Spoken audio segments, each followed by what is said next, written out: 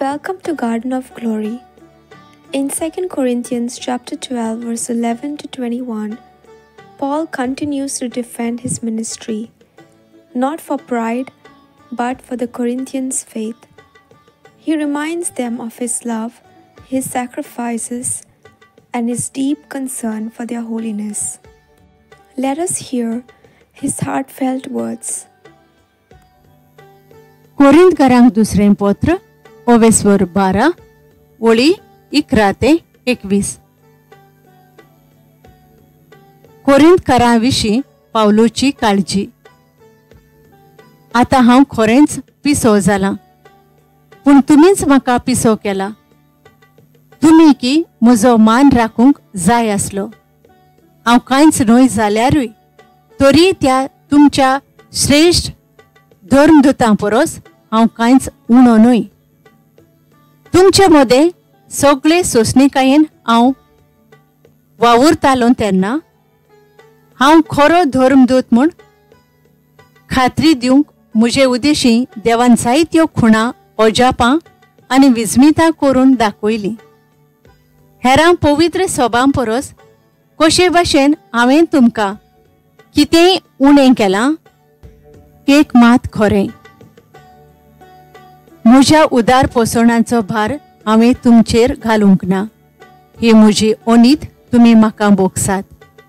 पळयात, तिसरे फावटी हांव तुमकां भेट दिवंक तयार आसां आनी म्हज्या उदार पोसणाचो भार आतांय तुमचेर घालचो ना.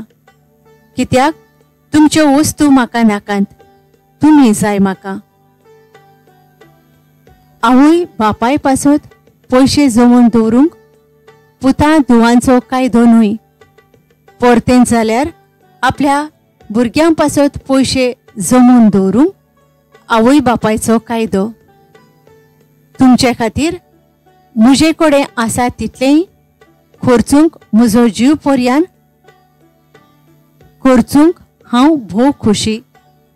हांव तुमचो इतलो अदीक मोग करतां देखून तुमी म्हजो उणो मोग करचो. बरें तर हांवें तुमचेर म्हजो भार घालूंक ना खरें, पूण नाडबुदीचो जावन म्हजे नाडबुदीन तुमकां हांवें म्हज्या चोपक्यांत धरलीं.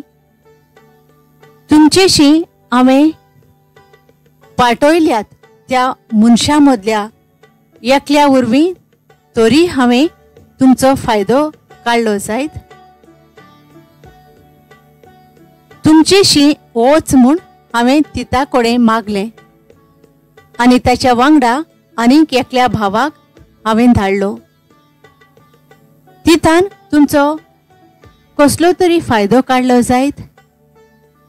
तो आनी हांव एकाच मनान वागूंक नात काय? आमी एकेच तरेन चलूंक नात जायत?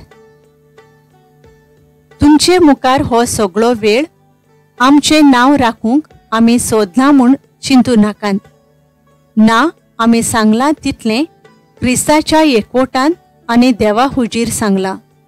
तुमकां प्रितीच्यानो, तुमच्या क्रिस्ती जिवितांत घोट करूंक हो एकूच आसलो आमचो हेतू.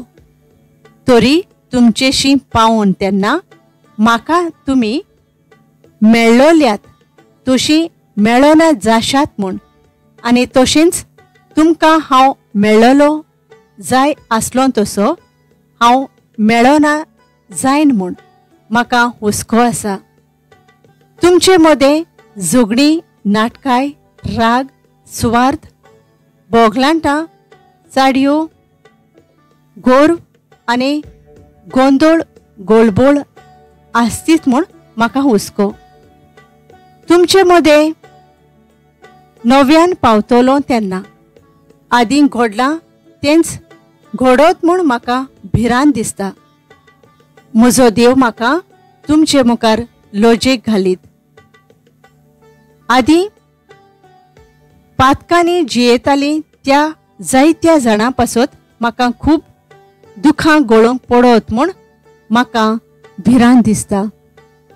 कित्याक म्हळ्यार तांणी अजून आपले पोजोडपणाचें कामचारी आणि सोडेपणाचे जिवीत सोडून दिवंक ना.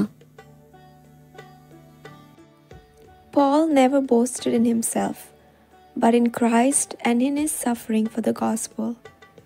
He reminds the church that true leadership is not about taking, but about giving and building up others. Paul's greatest joy was to see the Corinthians stand firm in Christ. His greatest fear, that sin and division would remain among them. This is a call for us too, to examine our hearts and walk in unity and holiness. Let us pray. Lord, give us humble hearts like Paul, hearts that serve and build up others.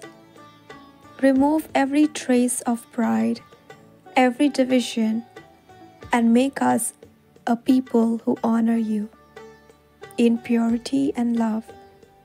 In Jesus' name, amen. Thank you for joining us on the Garden of Glory. If this message blessed you, please like, share, and subscribe. Dear Baren Koro.